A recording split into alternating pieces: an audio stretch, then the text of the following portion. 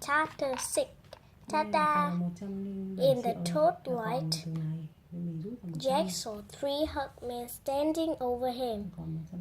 One with very squinty eyes held the torch. One with a very red face held Jack. And one with a very long mustache held on to Annie. Annie was kicking and yelling. "Stop!" said the one with the very long mustache.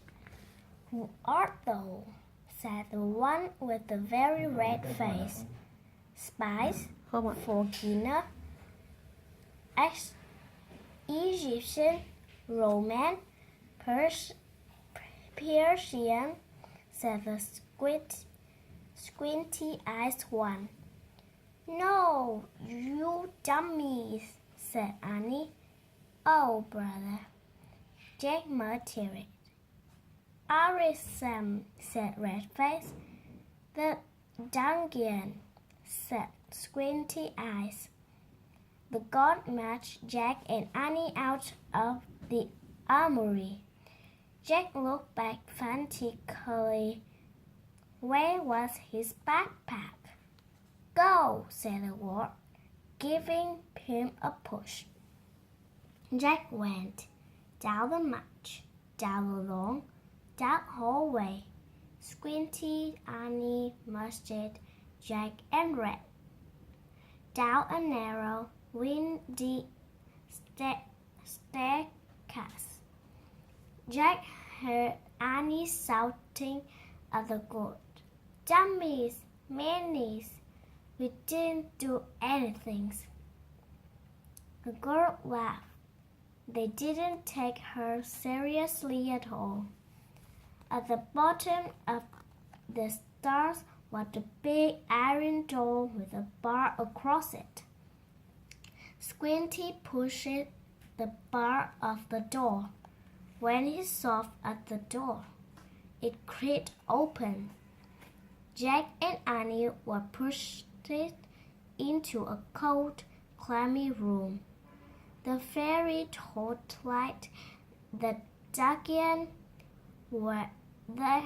there were chains hanging from the filthy wall.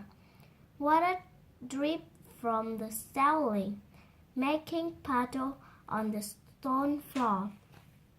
It was the creepiest place Jack had ever seen. "We keep them here till the fete is done, then turn them over to Duck," said Squinty. "He knows how to take care of this." "There will be a hanging tomorrow," said Mustache.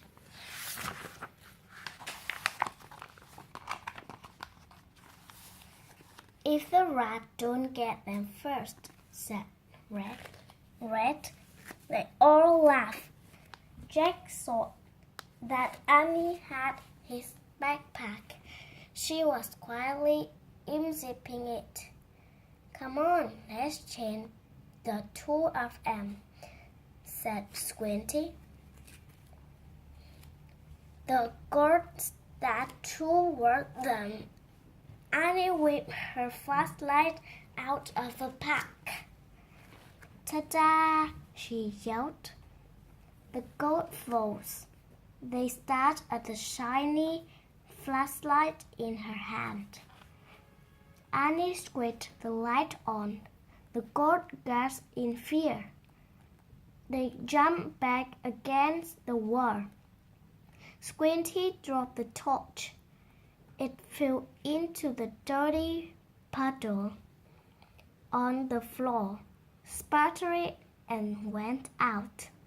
"My magic wand," Annie said, waving the flashlight. "Get out, or I'll get you out." Jack's mouth dropped open. Annie firstly pointed her light at one, then the other. Each hold it and cover his face. "Down, all of you! Get down!" shouted Annie. One by one, the girls lay down on the wet floor. Jack couldn't believe it. Come on, Annie said to him. Let's go. Jack looked at the open doorway. He looked at the girl quaking on the ground. Hurry, said Annie. In one quick leap, Jack followed her out of the terrible dungeon. Chapter 7. A Secret Passage. Annie and Jack raced back up the winding stair and down the long hallway.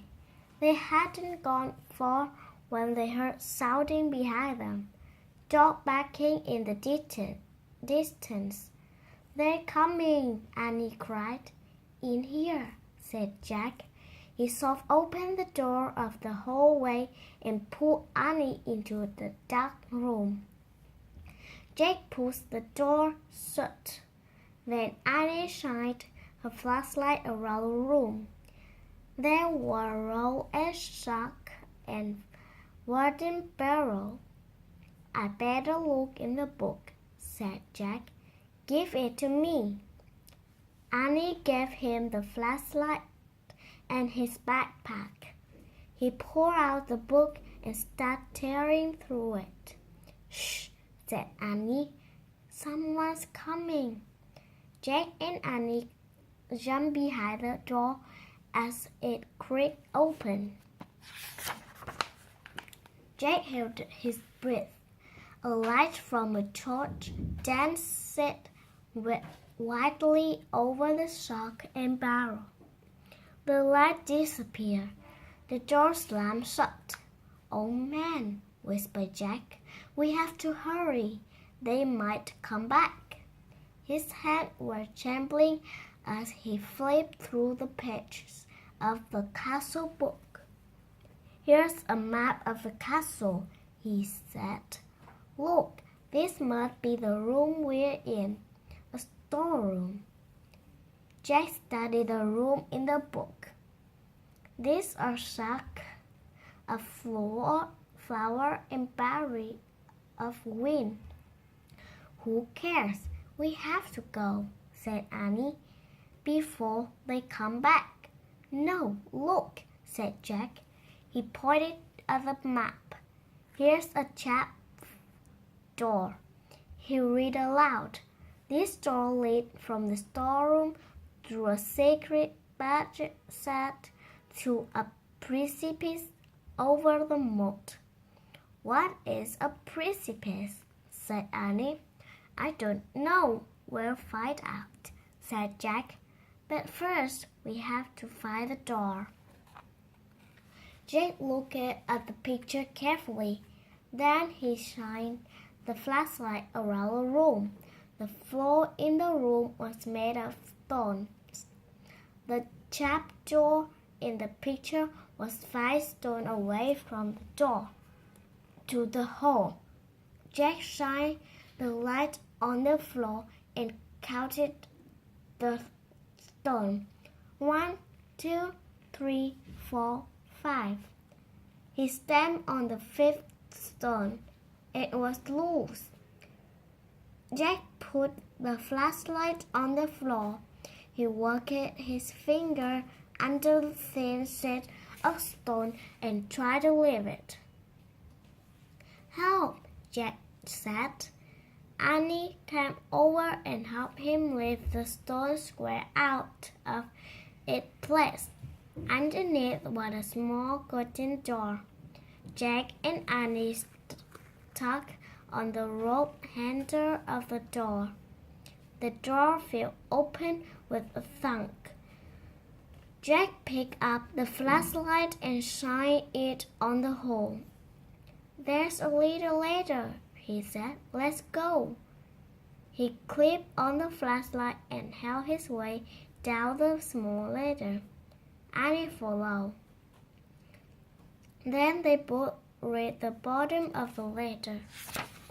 Jack shined the light around them.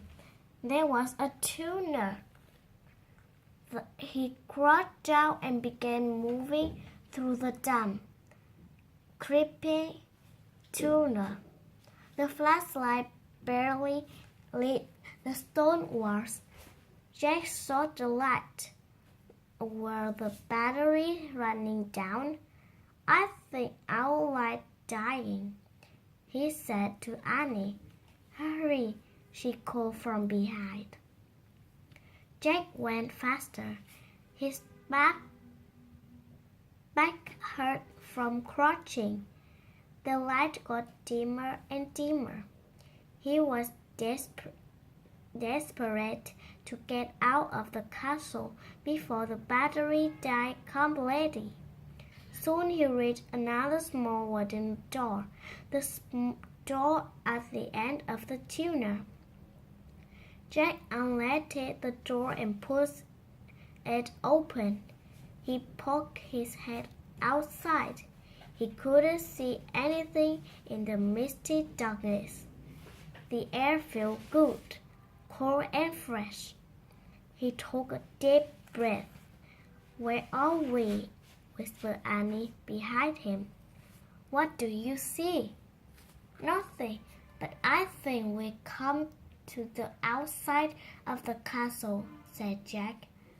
I'll find out. Jack put the flashlight in his pack. He put the pack on his back. He stuck his hand out the door. He couldn't feel the ground, just air.